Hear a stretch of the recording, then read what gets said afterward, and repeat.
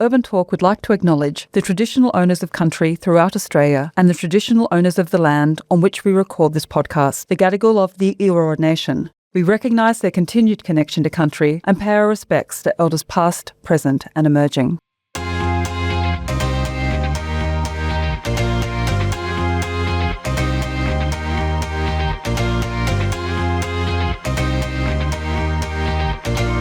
Welcome to the UrbanTalk podcast, the show where we bring together communities, planners, developers and fresh ideas to shape the cities we all call home. UrbanTalk is all about bridging the gap between the industry professionals building our neighbourhoods and the communities living in them. We're here to make conversations about urban development transparent, accessible and we hope exciting. In each episode, we'll unpack the issues, challenges and visions that shape our cities. I'm your host, Belinda Barnett. In our recent Planning Congress series for the Planning Institute of Australia, we had some fantastic conversations where we talked about the future of our suburbs with Ellen Dunham-Jones and Ross Elliott. If you haven't already, I recommend going back to listen to those episodes after this one. Today, we'll be continuing these conversations with a discussion guided by the book The Next Australian City, The Suburban Evolution, produced by Suburban Futures. The Next Australian City is a collection of essays from local and international professionals and academics, providing an up-to-date analysis of Australian suburban settlement patterns and trends. Today, I'm delighted to be joined by one of the directors of Suburban Futures and co-editor of The Next Australian City, Guy Gibson. Welcome, Guy. Hi, Belinda. Really good to talk to you. Could you start by telling us about Suburban Futures and what the organisation, what it does? Sure. Well, we've been around for about 8 years, I think it is now. And Ross was effectively the founding director. And since then, has been joined by a group of other sort of like-minded individuals. We're basically a not-for-profit collaboration of individuals and organisations who are all committed to highlighting the role that Australian cities play, that Australian suburbs play in the life of the country. So we're keen to see Australian suburbs recognised for their contribution to economy, vitality, and sort of liveliness of our cities. Why was it important for Suburban Futures to commission this book, and what do you hope people will take away from it? Our mission is really one of promoting the role of the suburbs in the life of the country.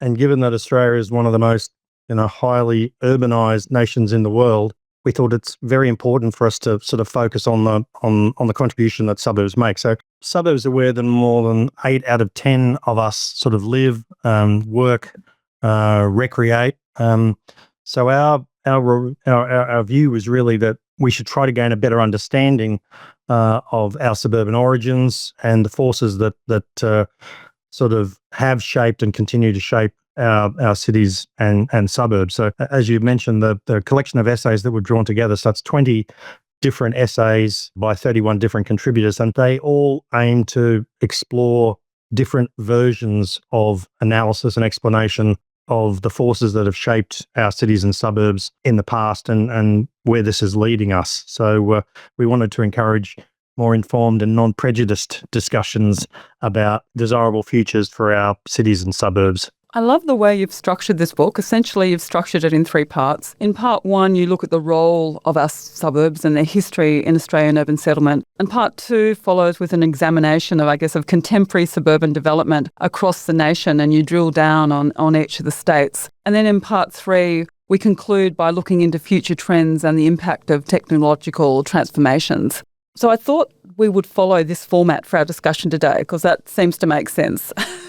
So let's kick off with part 1, which is the role of suburbs. I remember back to year 1 of my Bachelor of Planning degree where we examined various suburban typologies from Ebenezer Howard's Garden City movement to master plan communities to the new urbanist thinking. And I guess as a society, we're now grappling with our suburbs with density, the missing middle and TODs. Despite our transition from low density to multi-dwelling housing, I can't help think that many Australians are still holding on to their dream of owning a home or a quarter-acre block. Where did Australians inherit their attachment to suburbia and their desire to own a house on a quarter-acre block? First, to dispel a bit of a myth, the standard form of subdivision in Australia has only very rarely been a quarter acre or 1,000 square metres. Much more common has been 1/6 of an acre or 1/8 of an acre. That is lots of about 500 to 700 square metres. And now, of course, many lots are in the range of 350 to 500 square metres, and many are down to now 200 square metres. And Amy Dagenhart, sort of a very notable sort of designer in the missing middle space here in Queensland, has actually done some remarkable single-family dwellings effectively with common zero lot lines on lots even smaller than that. So there are lots down to 80 square metres in some cases that support an individual house. But moving on to the history, we've got chapters by both Professor Robert Freestone, who's perhaps the preeminent expert in this area, as well as Professor Paul Burton. And in their respective chapters, they examine the historical origins and evolution of suburbia in Australia and note that it developed really organically and opportunistically with cottages on separate titles because there was sort of abundant land. And there were some row houses and terraces, as well as some very large villas on very large sort of estates. But the dominant form of housing has always been effectively a cottage on a block of land. The Garden City movement was strong here, as in Britain, as an attempt to combine the best features of both the amenities and urban economic opportunities of the city with sort of rural tranquility. But that preference for a single dwelling on a block of land is really prevalent across all of the Anglo societies. And in fact, if you look at sort of research by Wendell Cox in particular has done, it's internationalized. Effectively, the newest development occurring in most major developed economies is in the form of suburban development. So even though we talk about the world urbanizing, the predominant form of urbanization is in fact suburban development. Chapter 3 in the book is titled Killing the Dream Worldwide, and it talks about how urban planning policies that promote containment through measures like urban growth boundaries and green belts have artificially constrained land supply, driven up prices, and really, I guess, fueled densification policy. How has the planning of Australian suburbs changed over the decades? Are contemporary suburban developments failing to deliver on the promises of the suburban dream, do you think? Well, again, Professor Freestone's chapter does explain the evolution of suburban types in Australia, and from the days of model suburbs and garden suburbs through to sort of neighbourhoods, the impact of the new urbanist movement, master plan communities, and more recently, transit-oriented development. So there has been this sort of continual evolution, and which is why we've sort of subtitled the collection of essays, The Suburban Evolution, because we think that sort of the dominant theme is just that there is a continuing evolution of these forms, and we expect that to continue.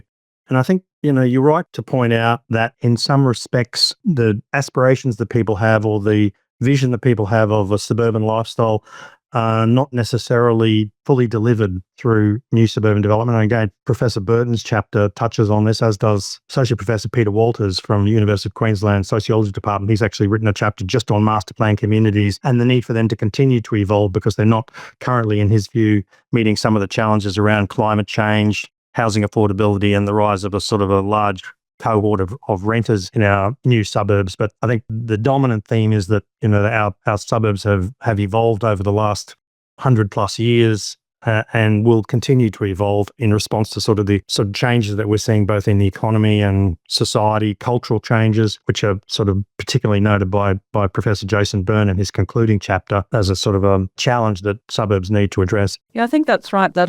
We always have to look at it, I guess, in planning policy in terms of evolution. I mean, if we think back to Robin Boyd in his 1960s book, The Australian Ugliness, where he was quite critical about the aesthetic of our housing and labelled our suburbs as visual pollution. And so we can always sort of, I guess, pick a point in time and see that there were failings at that point in time. But the important thing, isn't it, that we always constantly try and learn from that as planners and have those learnings reflected in new policy. Absolutely. I think the other point that we should make is that in general, and in terms of international comparisons, Australian suburbs perform very well.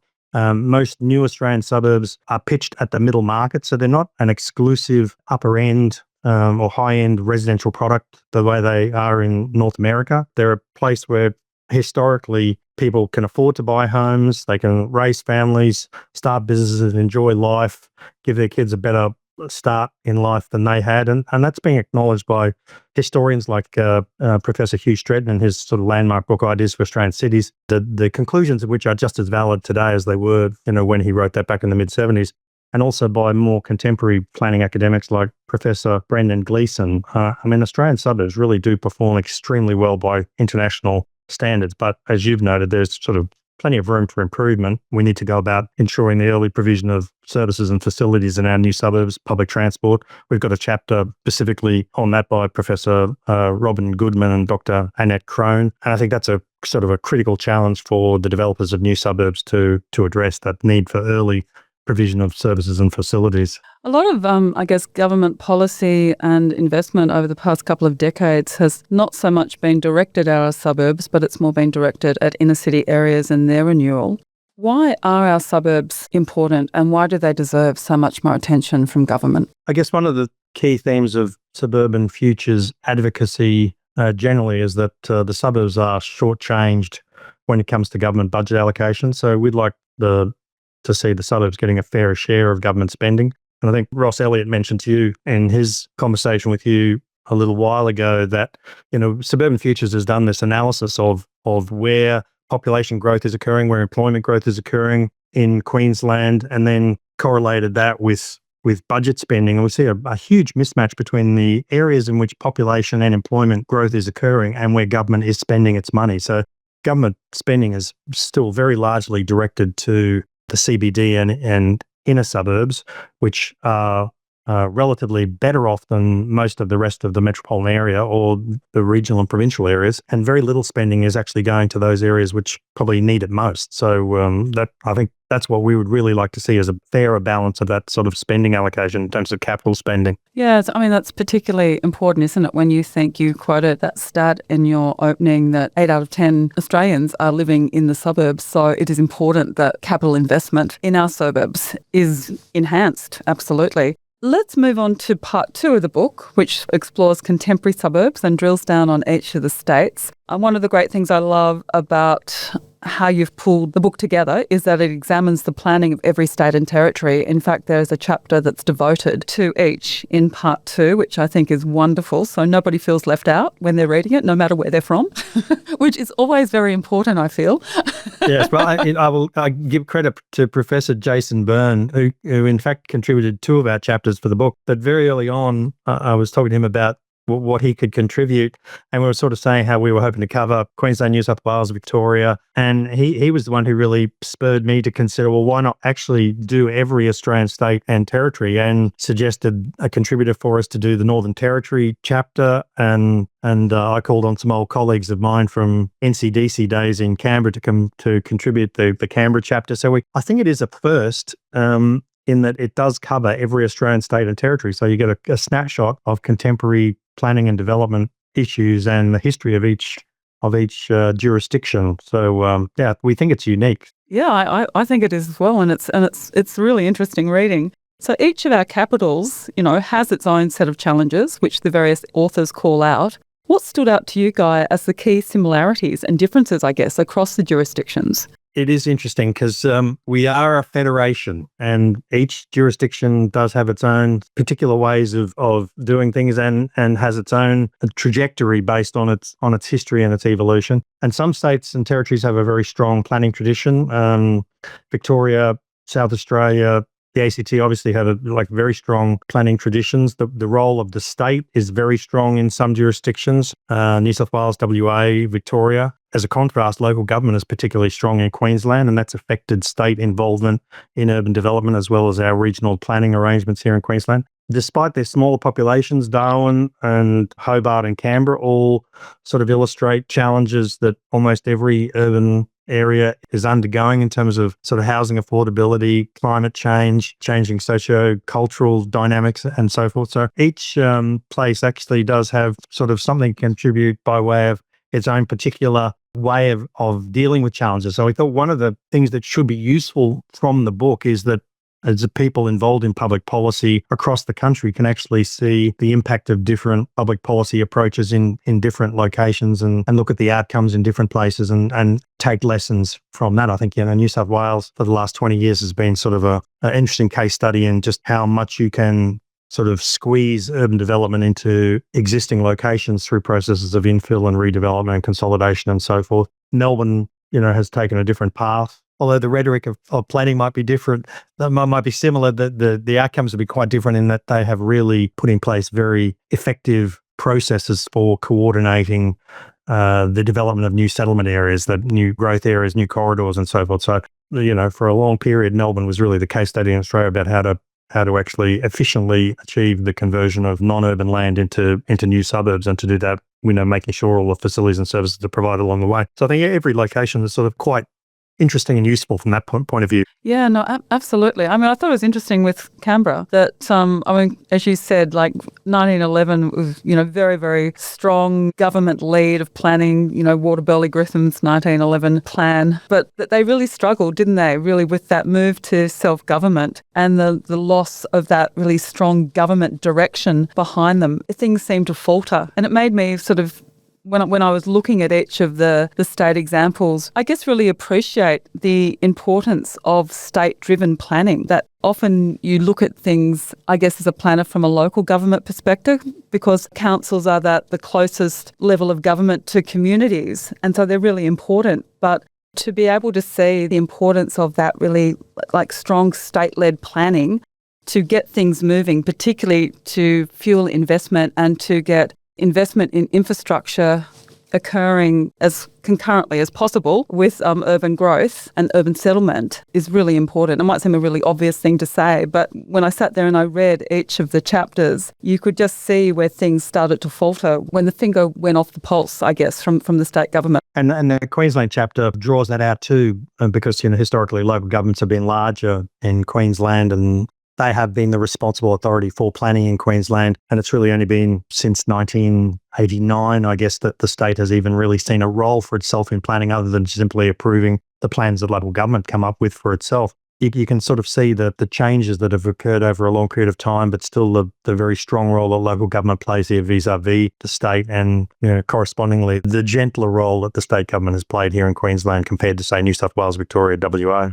I must admit, I did laugh to myself when I was reading Gary Shield's section on New South Wales, and he drilled home the complexity of our regulation and the ever-increasing amount of regulation that we have to deal with in New South Wales. I just thought, yep, Gary, you got that 100% right. I particularly like Gary's chapter because it's such a personal reflection on the evolution of the planning system in New South Wales over the course of his 50-year career.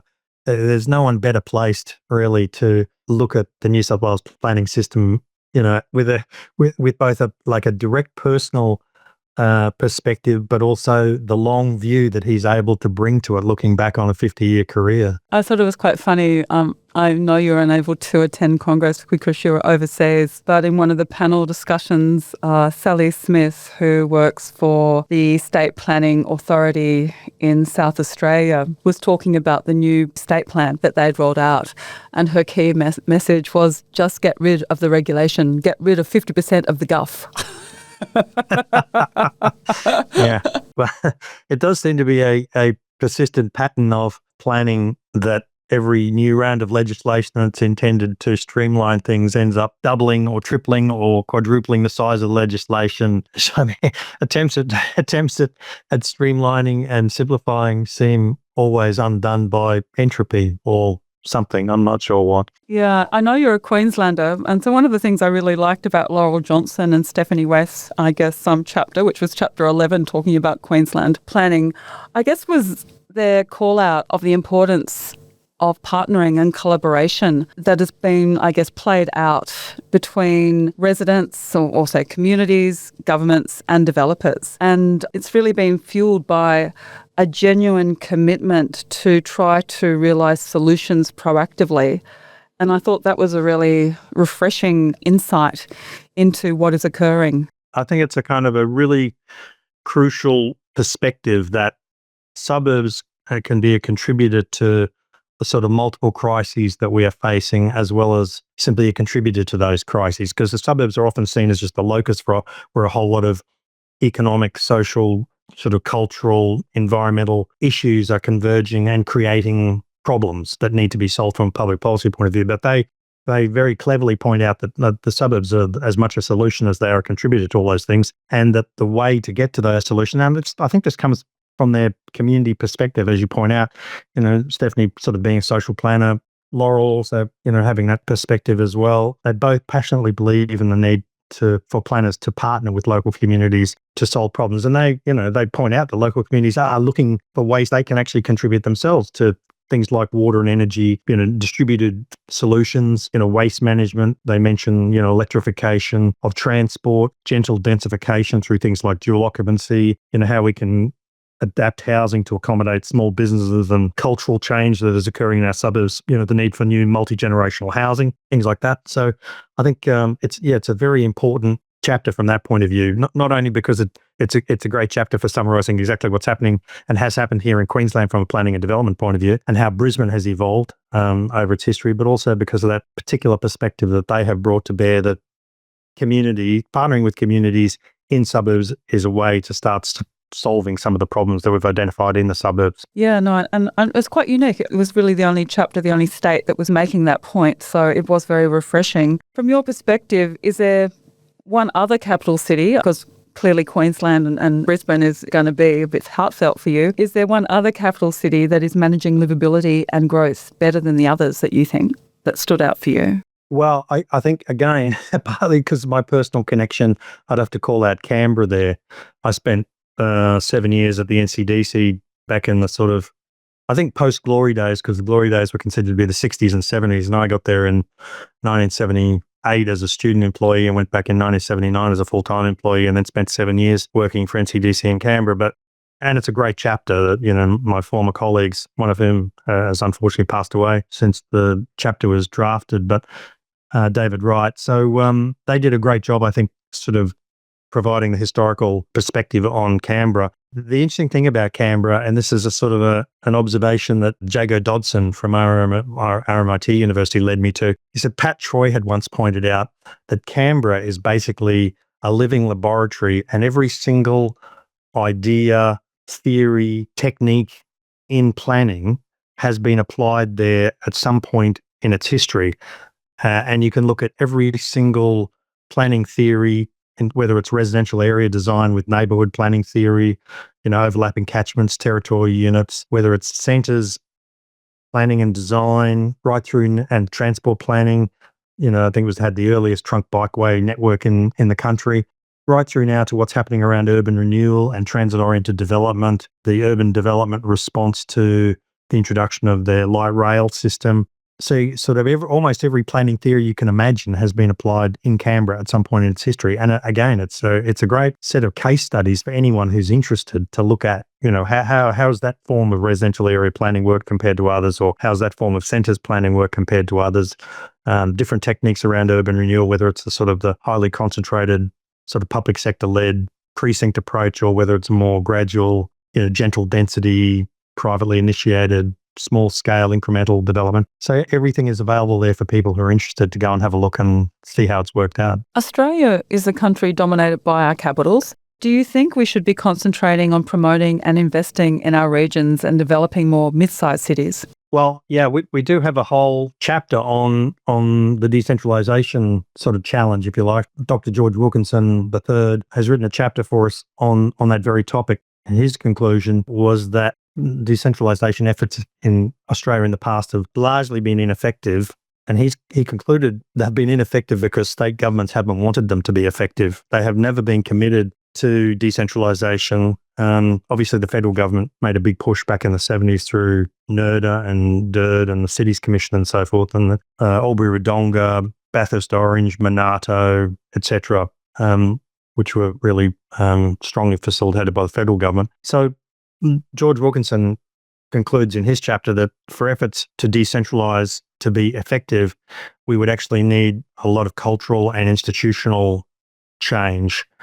We would actually need to get state governments in particular to shift to the principle of subsidiarity, that is, devolving decision-making much further down into regions. And we would need to give those regions much more autonomy, particularly around fiscal autonomy. I mean, vertical fiscal imbalance is a huge problem in Australia, where, federal government collects all of the money and state governments collect some but spend a lot of money. Local governments can't collect any money at all, but obviously spend a lot of money or need to spend a lot of money. So the problem of introducing sort of efforts to decentralize to regions would be, well, where are regions going to sit in that vertical fiscal imbalance? How are they going to be properly funded? How do we give them the fiscal autonomy that they would need for efforts to decentralize to be really successful? And I guess WA, where George Wilkinson's base, has had some moves in that direction with their royalties for the region exercise. But it is amazing how much of that royalties for the region money has been spent in locations quite close to the Perth metropolitan area. So it doesn't escape far from Perth when they do spend it outside Perth. It'll be at Bunbury or somewhere like that. So I think that it is a really interesting question about how do we really supercharge growth in our regional centres. And some years back, the state government in Queensland was promoting Townsville as the sort of the deputy capital of Queensland, and that presaged sort of a 10-year decline in Townsville. It just happened to occur at a time when the army ran out of brigades to send to Townsville, so the growth dynamic of the city changed enormously. Sort of mining services collapsed, some of the manufacturing collapsed. So Townsville hasn't really been able to regain that position as a sort of a strong deputy to Brisbane as a major centre. But we should also note there have been some very successful new towns in Australia in the form of large master plan communities. So if you look at some of the larger projects here in southeast Queensland, like Aura or Yarrabilda or Springfield, they have equivalents all over the country.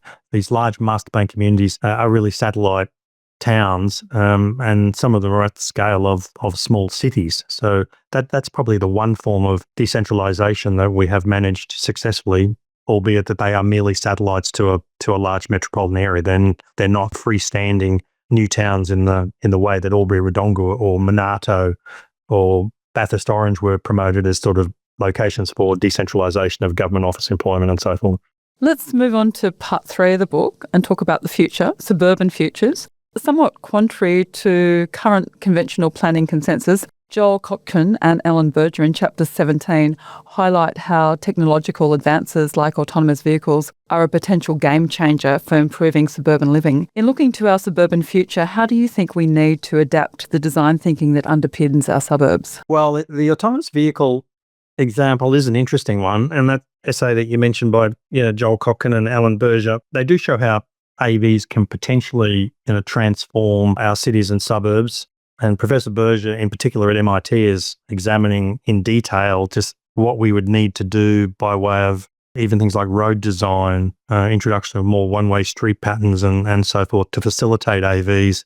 However, regardless of the future of AVs or the extent to which their expected potential will be realised in a short period of time, our cities will continue to grow and evolve, and in new ways that we may not now be able to anticipate. And I think the key thing is that they need to be able to adapt to new technologies. So flexibility and adaptability is the key. So I think one of the things that we should always be looking at when we're planning, designing extensions to our city or even major changes to our existing city is just the frameworks we're putting in place, whether they're sort of road frameworks, other infrastructure frameworks, how flexible and adaptable that they are going to be. Again, just to mention Professor Pat Troy, he pointed out sort of many years ago that a house on a block of land is an immensely flexible housing form and can adopt more sustainable technologies around distributed water and energy. They can assist with waste management through composting. And historically, food production has also been something that has occurred, at certain times and in certain, particular communities. So, the house on a block of land remains a very flexible, adaptable housing form that could probably accommodate a lot of changes in technology in the future. And, we need to make sure that whatever housing forms and other urban development forms we're putting in place do have that inherent adaptability and flexibility to cope with changing circumstances. Yeah, and we need to make sure that our regulation doesn't kill that big picture thinking and that ability to adapt and evolve. I mean, the fact is, only a small increment of new development occurs every year compared to the vast amount that we've already got in place.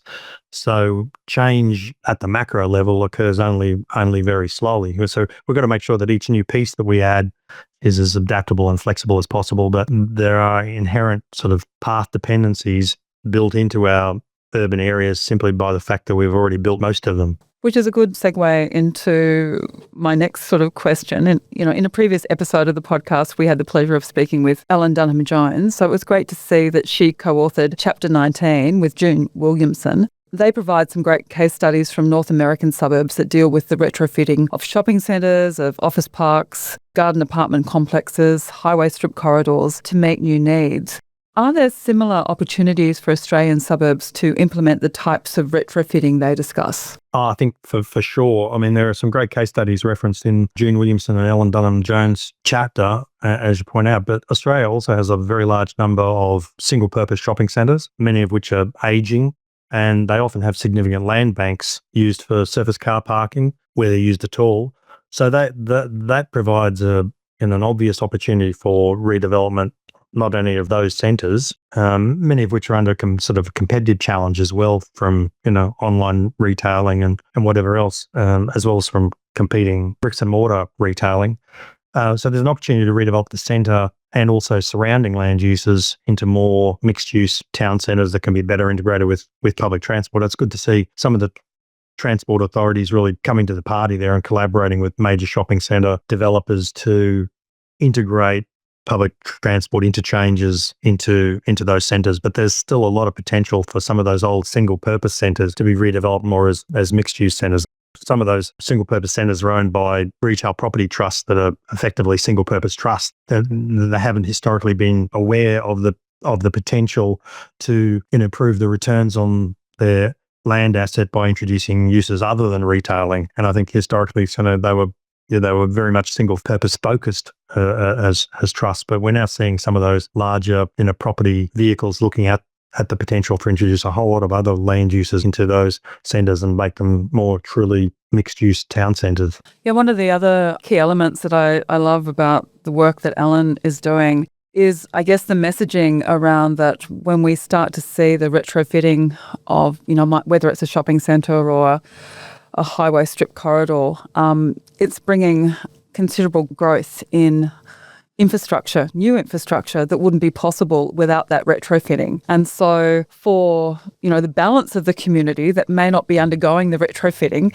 there's a really positive outcome that they are getting this new investment in infrastructure, whether that's utility infrastructure or community infrastructure. It's a very, very important and positive part of that retrofitting movement. Yeah, and I think it's important to those local communities too to see that there is a dividend from that development and redevelopment, because it's often seen in terms of the additional congestion it might create in their street systems and so forth. But if they can actually see a dividend to themselves in terms of improved infrastructure, improved open space, recreational amenities, improved public transport, things like that, there's an obvious benefit to them then. Yeah, and for councils as well, there's improved rate revenue that comes in to then assist them as well with their ongoing administration of their local government areas. There's lots of different benefits, but we don't, as you say, a lot of those other benefits don't get the airplay. It's often the increase in traffic congestion that gets focused on. Yeah, I think the work that she and June is doing is absolutely wonderful.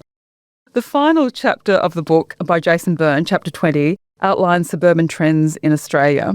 Byrne identifies that demographic shifts such as our ageing population and changing household compositions, our renewable energy options, increasing localised employment opportunities and more mixed-use development will drive a new suburban future.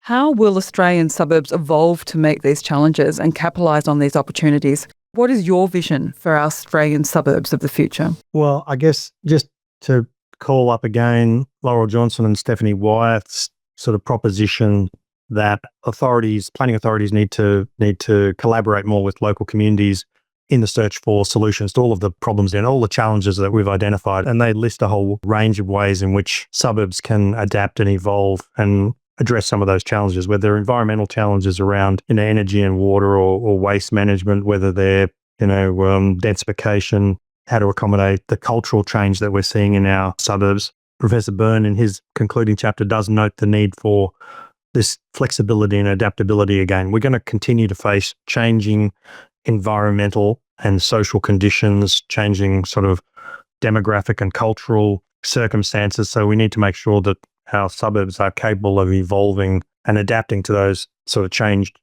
circumstances.